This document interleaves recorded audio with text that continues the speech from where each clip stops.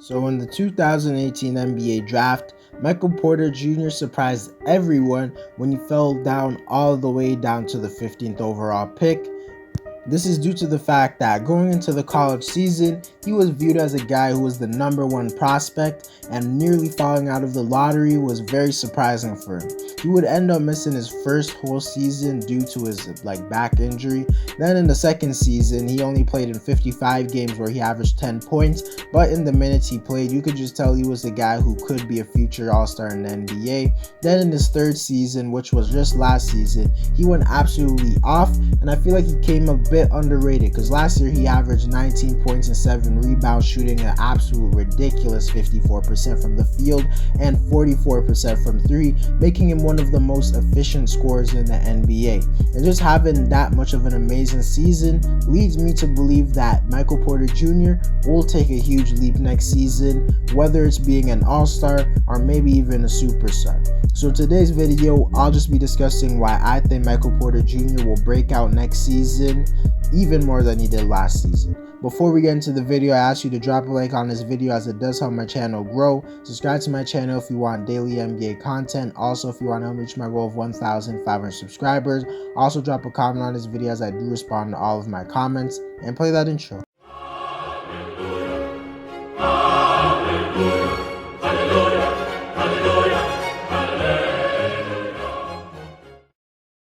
But quickly before we get into the video, I gotta show you this really quickly.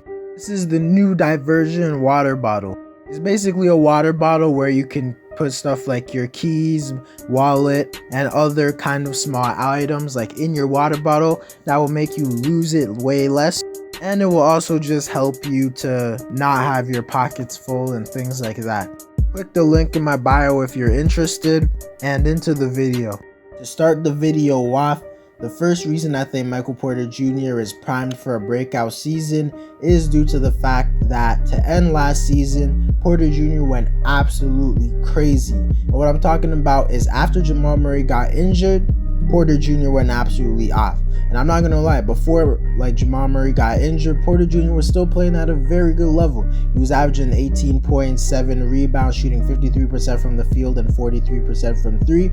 Very impressive and good numbers. But those are the type of numbers for a great third option. But when Jamal Murray got injured, Porter Jr. was made to be the second option on the team, and he went absolutely nuts, as after Jamal Murray's injury, Porter Jr. averaged 23 points, 6 rebounds, shooting a ridiculous 55% from field and 47% from 3. Those are just absolutely crazy numbers, and with Jamal Murray not being projected to return anytime soon, I think Porter Jr. is going to be the second option on this team for most of the year, and I honestly think he will just thrive in that role. I generally could see him averaging over 25 points per game as he just continues to get more comfortable as being a leading scorer on the team.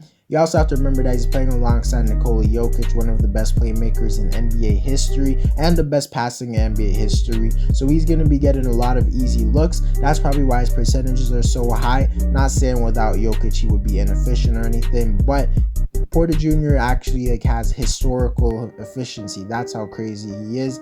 I don't think he would be as historic without Jokic, but I still think he would be above average, probably great.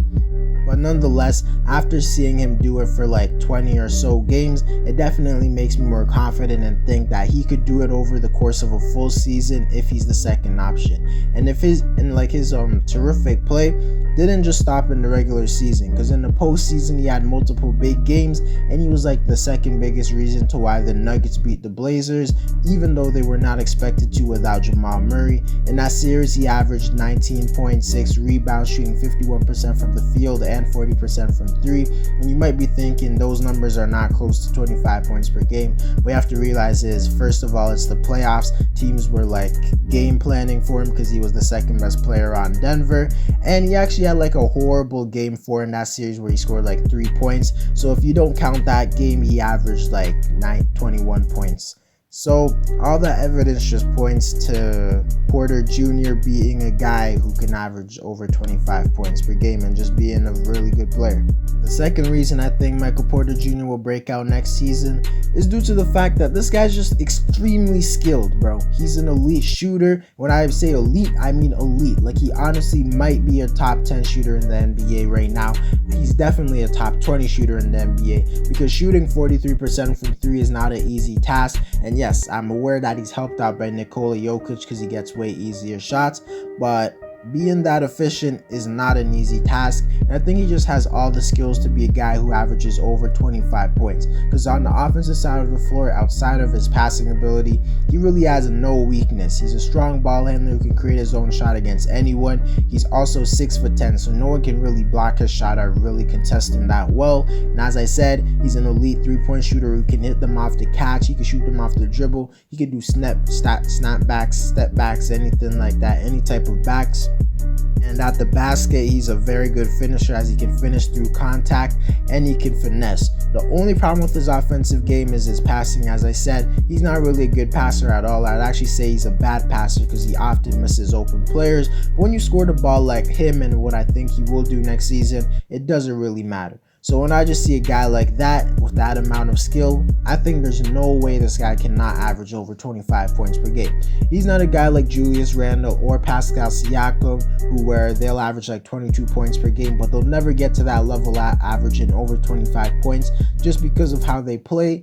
Neither of them really have a deep bag or anything like that, but Porter Jr. is a guy who has the skills to be a player like that, and it's no joke. The third reason I think Michael Porter Jr. will break out next season is due to the fact that right now he's in the perfect situation. Because right now he's going to be the second option on a really good team because of Jamal Murray's injury. And not only is he going to be the second option, he's going to be playing alongside a player who makes his teammates best.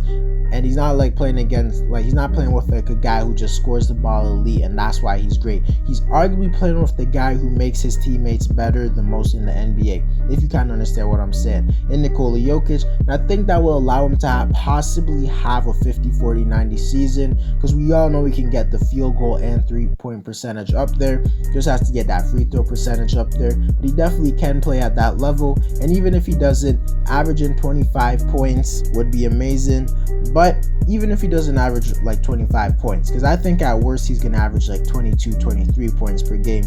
But if we're being honest, I'd rather have a guy who shoots averages 22 points and shoots it 55% from the field and over 40% from 3. That's better than a guy who averages 26-27 points on average efficiency. And I just think this guy's going to be a star, man, because you have to realize that he's not going to be breaking out on a team that's going to be the 13th seed.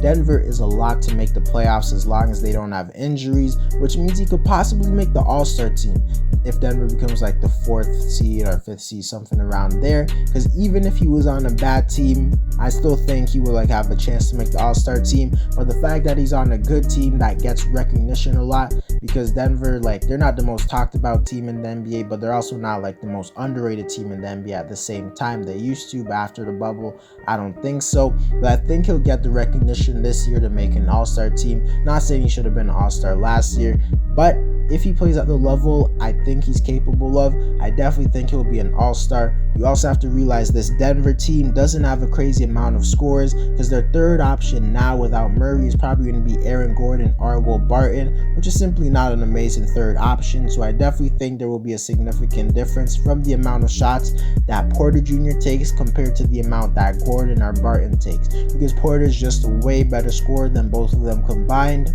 And I don't think it's too crazy to think that Porter Jr. could lead this team in scoring. I genuinely think he's a guy who could average 28 points, and maybe Jokic will take a lesser role and average 24-25 points. But nonetheless, the scenario and position Porter Jr. is in is perfect for him to have a prime breakout season, and I definitely think he will capitalize on it.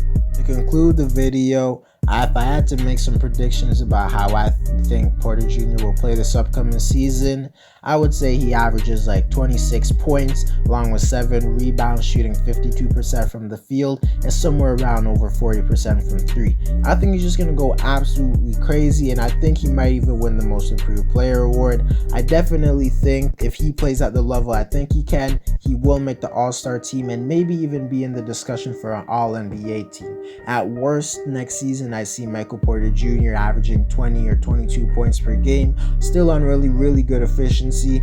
I truly believe he could be a superstar, top 10 player in the league, probably not next season, but maybe in like 3-4 years from now. And if he plays at the level I think he can, I think Denver will surprise a lot of people, even without Jamal Murray. Anyways, guys, that's it for the video. Let me know how good you think Michael Porter Jr. can be. Drop a like on this video, that helps my channel grow. Subscribe to my channel if you want daily NBA content. Also, if you want to reach my goal of 1,500 subscribers. Also, drop a comment on this video as I do respond to all of my comments. And I'm out.